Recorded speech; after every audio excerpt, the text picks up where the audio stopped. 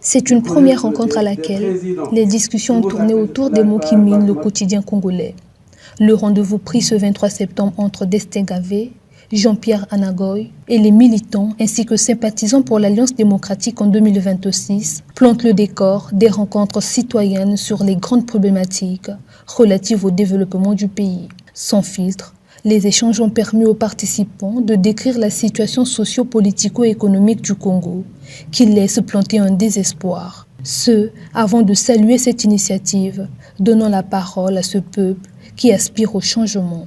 9 fois déjà, Wafaso, ngeke van ngeke retraité, ngeke ne babana master université, mais ngeke continue à gérer ba. Wafaso que demande moi qui a plus de 25 ans ou 25 ans pour rien de bout de vie. Il faut un bout. Hein? Mais nous aussi une charge à nan, yangé. Non, c'est grave, c'est malheureux. Il n'y a pas assez de partis politiques de l'opposition qui organisent ce genre d'initiatives d'écouter la population, sinon la base qui vit des problèmes qui minent toute la République. Et du coup, les gens n'ont pas assez de temps ou des espaces où ils peuvent s'exprimer. Sinon, ce sont que les leaders qui peuvent s'accaparer des propos ou des initiatives à parler, soit aux médias. Et nous encourageons quand même ce genre d'initiatives dans la mesure où le peuple veut connaître et comprendre l'avenir de son pays. Oui, je l'apprécie bien volontiers. D'abord, étant citoyen congolais que je suis, ensuite étant jeune. Parce que le combat, c'est nous la jeunesse en fait.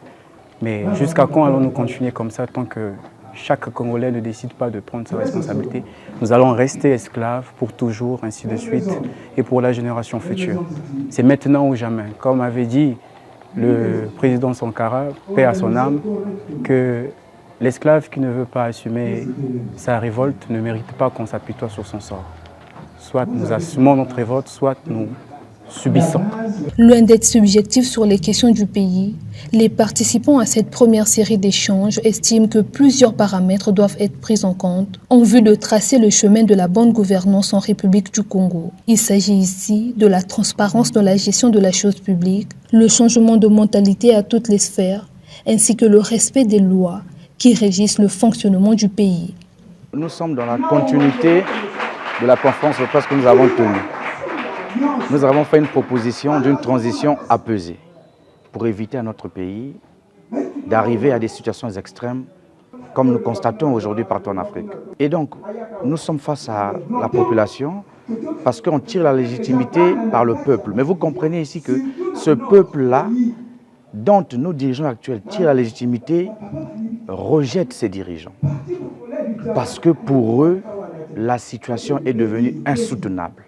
Nous ne voulons pas cautionner, participer à ce qui est déjà faussé dès le départ. À l'entame de cette première rencontre, les membres et sympathisants de cette plateforme politique ont rendu hommage à Guy Brice Parfait Kolela, acteur politique de l'opposition, décédé en mars 2021.